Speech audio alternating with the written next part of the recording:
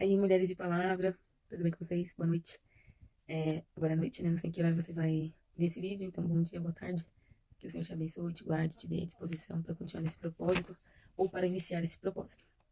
Eu venho através desse vídeo para trazer algumas dicas para vocês, né? Aproveitando que eu tô nesse pique e eu tô conseguindo ajudar algumas pessoas, então eu resolvi fazer esse vídeo pensando assim em como que eu consegui ler pela primeira vez a Bíblia e como que eu consegui ter alguma constância, como que eu consegui concluir a leitura completa. Enfim, então eu venho trazer algumas dicas para você. Dica número um: planeje o seu tempo. É muito necessário você organizar aí na sua agenda diária o momento que você vai ler a palavra. Ah, não. Quando sobrar um tempo eu faço. Não dá. Tem que planejar. Por muitas vezes eu faço isso, assim, dia. Quando sobrar um tempo eu faço, não, daqui a pouco eu faço.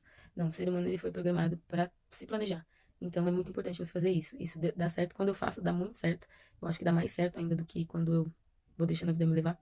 Então, essa é a dica de ouro. Marca na sua agenda o horário correto. O melhor horário, seja amanhã, seja de madrugada, seja à noite. O melhor horário para você ler a palavra de Deus. Dica número 2: seja intencional. É como um relacionamento. Você começa a conhecer uma pessoa legal, né? E quem já é casada ou quem tá namorando, quando você conheceu o seu marido ou o seu namorado, você começou a ser intencional. Você pergunta coisas pra ele, você quis falar com ele, você quis perguntar sobre ele, você foi intencional em tudo, pra chegar em algum objetivo, de um compromisso e tudo mais. Com a Bíblia é do mesmo jeito. Você precisa fazer perguntas pra ela, precisa convidar o Espírito Santo pra estar ali com você e você tá ali 100% do tempo, né? E as outras dicas que eu vou trazer vai complementar essa dica de número 2. Vamos lá. Dica número 3: prepare o ambiente. E dica número 4: ore antes de começar. Por que que eu juntei essas duas dicas? Porque elas têm muito a ver com seja intencional e também com planejamento de tempo. Então, a primeira coisa que você vai fazer, vai anotar na sua agenda. 8 horas da noite eu vou ler a palavra. Então, eu vou com toda a intenção de ler a palavra. Né? Eu não posso ir com preguiça, não. Eu vou ser intencional. Vou fazer com propósito, porque eu quero, porque a minha vontade é essa, porque eu preciso fazer. Ser adulto, ser maduro é isso, né? Você fazer o que você tem de fazer, se obrigar a fazer.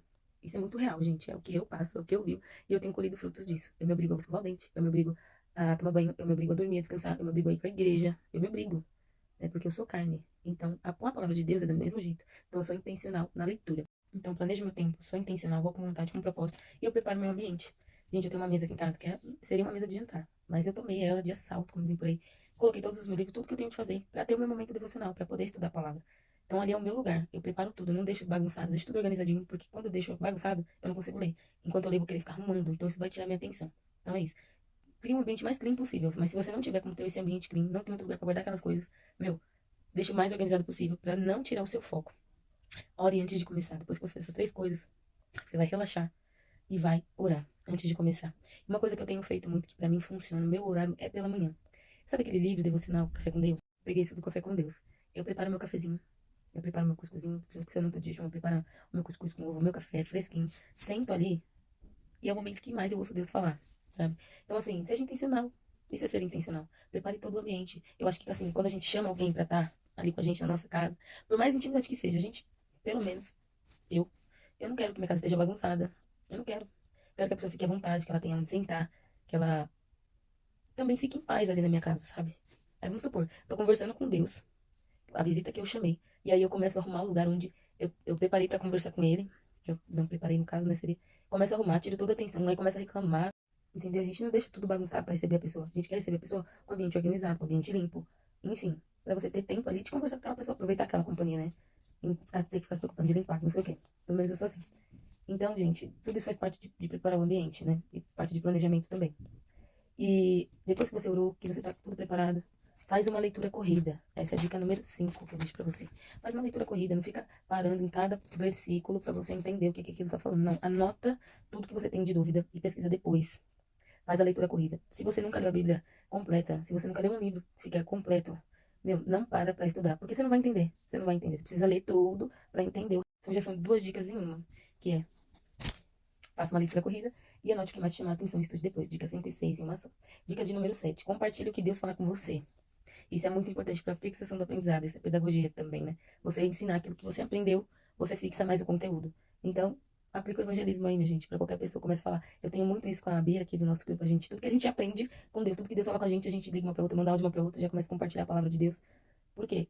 Isso fixa no nosso coração e a gente começa a fluir uma na vida da outra. Então, por que é tão importante esse grupo Check na Girls aqui, juntamente com Mulher de Palavra, juntamente com esse propósito de leitura? Porque nós vamos fluir uma na vida da outra e aquilo que Deus fala comigo, eu compartilho com você, o que você aprendeu com Deus, você compartilha comigo. E assim a gente vai sendo edificado e edificando a vida da próxima. E a última dica, não menos importante, né? Mas a última dica, aplique a palavra de Deus. Na verdade, essa é a mais importante, né? Depois de você ler, você precisa aplicar. Você precisa viver aquilo que você leu. Ah, então eu vou viver o olho por olho, dente por dente. Não, gente, que tenhamos discernimento, né? O Espírito Santo vai falar conosco, o Espírito Santo vai trazer o discernimento. E a Bíblia diz que ele nos ensinará todas as coisas. E uma coisa que eu tava pensando também a respeito do que de você anotar e procurar só depois o que te chama mais atenção, porque uma vez eu aprendi com o Adson Belo, quando eu fazia teologia com ele, que ele falava, a Bíblia é a resposta de tudo. Na palavra tem um porquê. Por exemplo, por que Deus escolheu o povo de Israel? Em Deuteronômio vai dizer que ele escolheu simplesmente porque ele amou. Sabe? Então, assim, lê o texto corrido.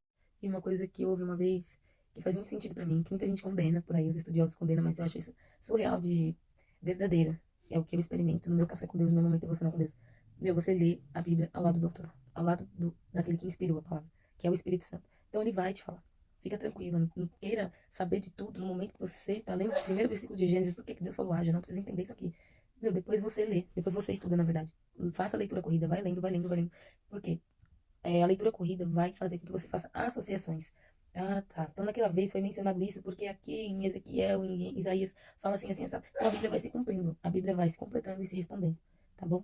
Mas se ainda assim você estiver com dúvida, vai atrás mesmo, se aprofunda, procura textos históricos, livros históricos daquele tempo, daquele período, procure sobre a história do mundo, o que estava acontecendo naquele lugar, naquele momento, fora do povo de Deus, né? O período interbíblico, o que estava acontecendo sobre as moedas daquele tempo. Meu, procure, sabe? Aquilo que te chama a atenção, procure mesmo.